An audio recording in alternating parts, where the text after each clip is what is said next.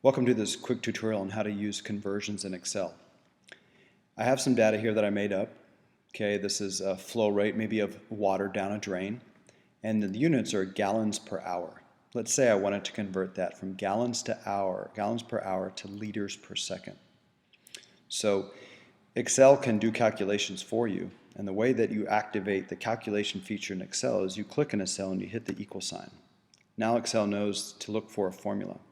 We want to convert 2.5, gallons per hour to liters per second, but we don't want to type 2.5. We want to type the location of that information, which is in B3, and notice that it's highlighted now. So first we're going to go from gallons to liters. That's times asterisk 3.785, right? You see the conversion factor here. So that gets us from gallon to liters. And now we need to divide by slash 3,600 seconds per hour. So now our formula is complete and we hit enter. That in itself doesn't save you much time because you could have done that equally fast on a calculator.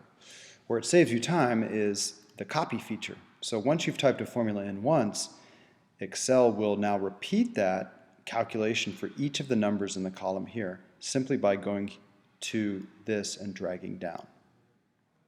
Voila, you have a bunch of calculations done for you. Let me do that again because there's a subtle change that happens. Look at the cursor and its different functions. White cross, hand. Go to the lower right-hand corner, it changes to a black cross. That is the copy feature. Click and drag down and release. And now all of these are done. Now let me show you the magic of Excel. When I click in the cell, you see the original formula here, B3, that's what we typed. Now look what happened when we click underneath here. When I click underneath here, it's magically changed to B4, and I click again, it's changed to B5. Right, so Excel is smart enough to know to advance by one number the value of the cell that it's converting, right? So this was B3, this B4, B5, and that's what's happened over here. It's automatically advanced. So with the power of one calculation, you can do many calculations. Use this to do the conversions on your lab.